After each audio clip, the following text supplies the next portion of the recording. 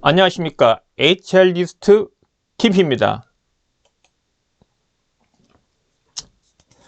통상적으로 한 분기가 끝나면은 그 회사 입장에서는 이제 실적을 리뷰하고 그 다음 분기를 이제 또 대비하겠죠.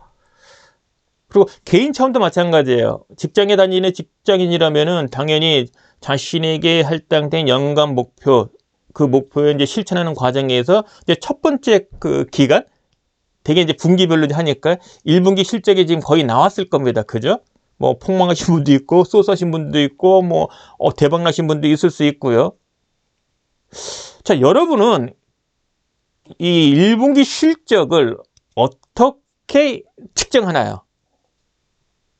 뭐 대부분 직장인들은 성과 목표가 설정되고 나면 그 성과 목표 달성 여부를 확인할 수 있는 측정 지표, 측정 방법과 지표를 이제 도출하죠. 그래서 통상적으로 이 KPI라고 부릅니다.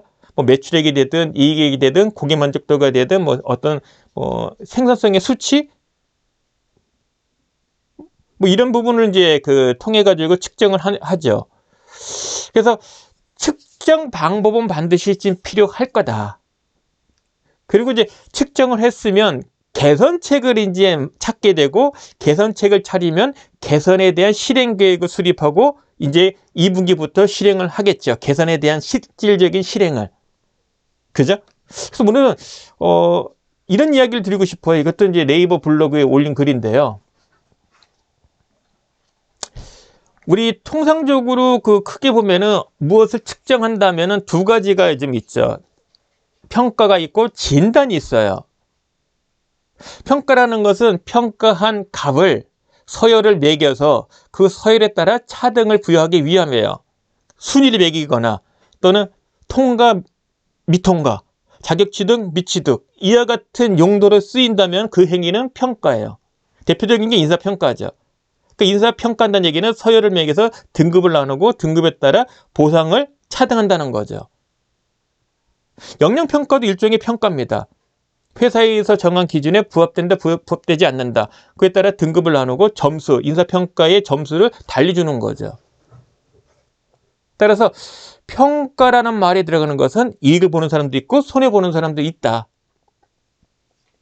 그런데 진단이라는 것은 평가와 달리 특정 시점에 있어서의 현상을 파악하기 위함이에요. 대표적인 것이 우리 몸무게 되는 거죠.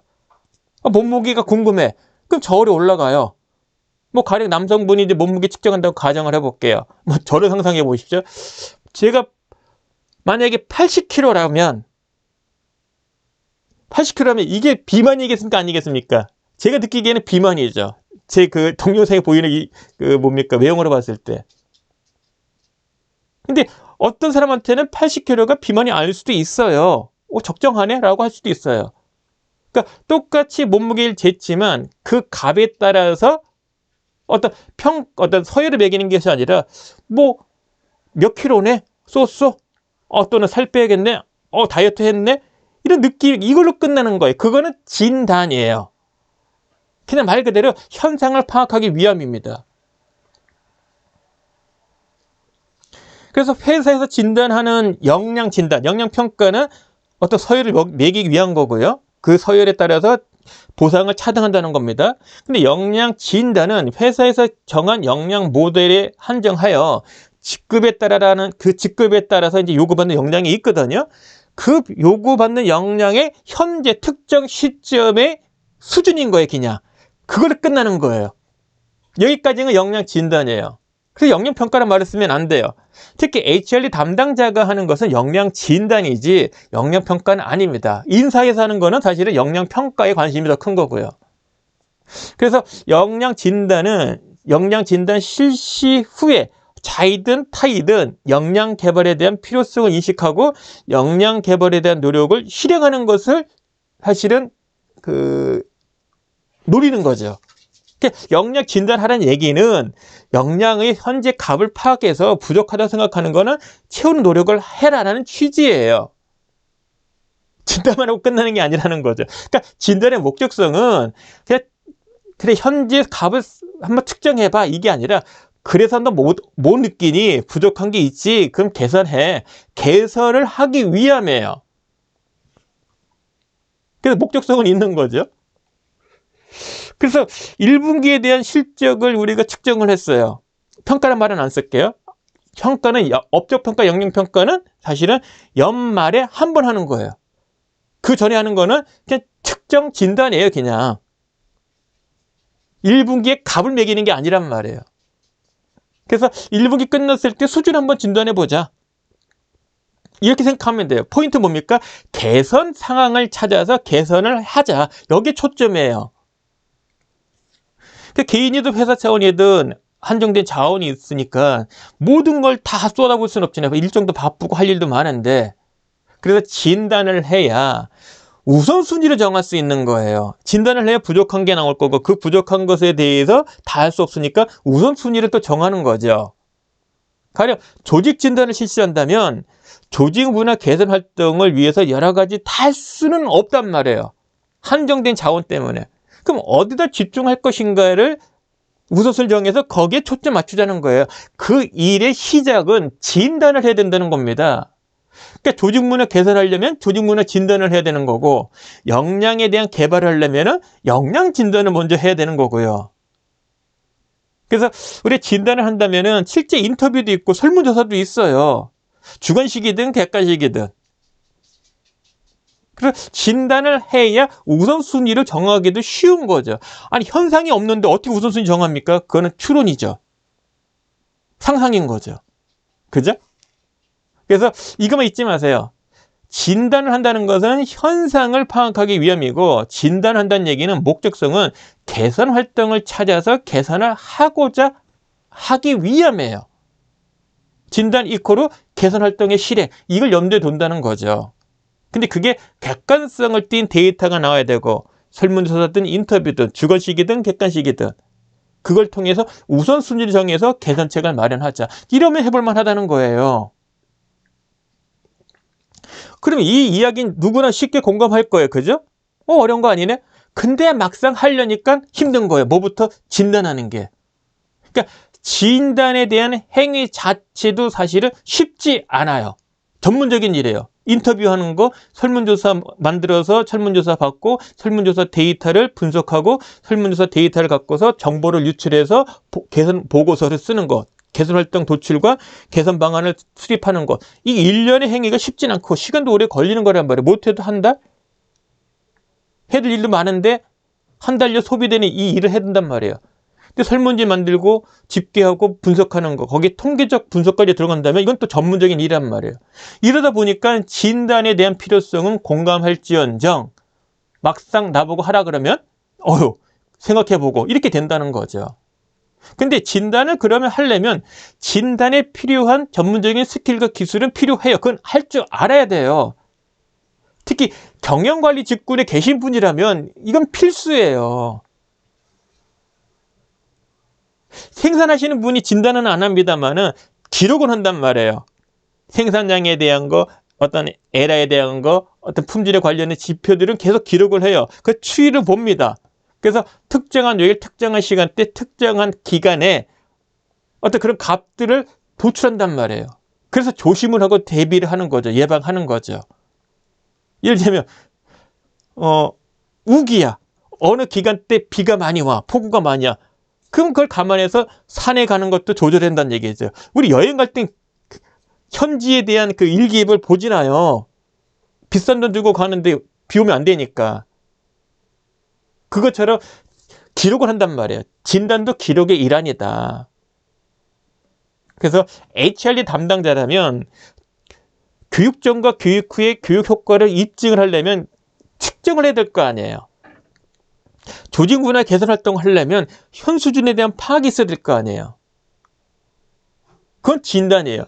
이건 당연히 할 수 있어야 된다. 거기에 부족하다면 그 부족한 부분 채우는 노력은 해야 된다.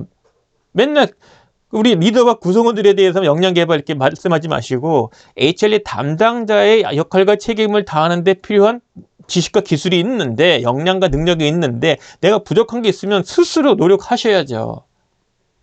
나는 안 하고 구성원들은 해야 되고 이건 말이 안 되지 않습니까? 근데 이게 또 어렵지는 않아요. 그러니까 이와 같은 영상을 보시거나 전문서적 보면은 큰 도움 받을 겁니다. 그래서 진단의 개념, 목적성, 왜 중요한지는 이제 아셨고, 근데 HRD 담당자 입장에서는 또는 다른 직장인들 마찬가지예요. 내가 해야 되는 거네? 이것도 뭐 공감한다면, 그럼 내가 이 진단하는데 필요한 지식과 기술, 필요한 능력과 역량이 부족한 게 있네? 그러면 이제 노력하시라.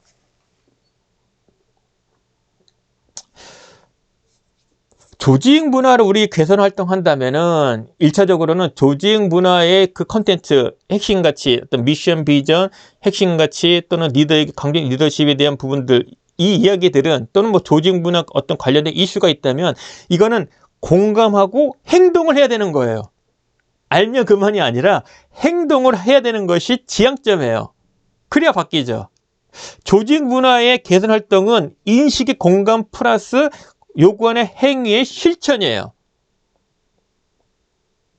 그래서 행동이라는 것은 결국 좋은 점은 유지하고 불필요한 건 안 하고 필요한 거는 추가하고 이 세 가지가 믹스가 돼야 되는 건데 가장 먼저 쉬운 거는 불필요한 거 찾아서 안 하는 겁니다. 이게 개선 활동의 시작이에요.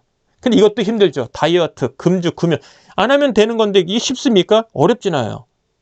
그게 몸에 배야 안 했으니까 이제 여력이 생기잖아요. 그 여력만큼 새로운 거를 추가하는데 노력하면 되는 거죠. 이게 개선 활동의 어떤 그 기본 관점이거든요.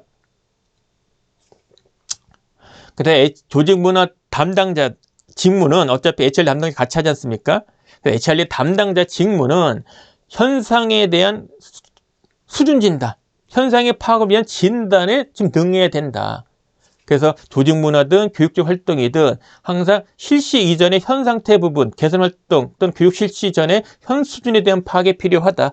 방법으로는 인터뷰, 설문조사, 주관식이든 객관식이든 시점은 실시 전과 실시 이후 두 시점의 진단이 필요하다. 그래야 효과를 입증할 수 있는 거고요. 그래서 이번 영상에 그 서두에 말씀드린 것처럼 이제 1분기 다 끝났습니다. 2, 3일 남았어요. 그래서 상반기 실적에 대한 진단 한번 해보시라. 그러면 이제 그 2분기 때 어떤 개선 활동을 구체적으로 해야 될지를 이 시기에 사실은 도출해야 되는 거죠. 개선책 마련은 개선책 수립이 아니라 실질적인 개선을 하겠다는 아주 구체적인 실행 계획의 도출 과정을 의미하는 거고 또 그 개선 활동을 실시하는 것이 본질이에요. 그 시작은 진단부터다. 그래서 직무에 따라서 진단에 어떤 진단할 건지 다를 수 있는데 HRD 담당자만 놓고 본다면은 조직 문화에 대한 진단, 그리고 교육할 어떤 목적에 대한 현상에 대한 진단, 수준 진단이 되겠죠. 어떤 필요한 능력과 역량에 대한 또 인식에 대한 이런 부분이 기본으로 깔고 가야 된다. 그래서 바쁘시면 어쩔 수 없어요. 하지만은 뭐 여력이 있다면 7, 8월 여력이 되겠죠. 그때 한번 우리 진단 한번 해보고 하반기 대비하면 어떤가 싶기도 하고요. 뭐 제 이야기, 제 생각에서 나온 이야기니까 이미 영상 보시는 분들에는 이미 진단을 잘 하시는 분도 있어요. 그렇게 이미 루틴을 하신 분도 있고. 근데 혹시나 안 하시고 있다면 제 영상을 보고서 한번 고민 좀 해보십사 하는 이야기입니다. 자, 오늘 영상은 여기까지입니다. 고맙습니다.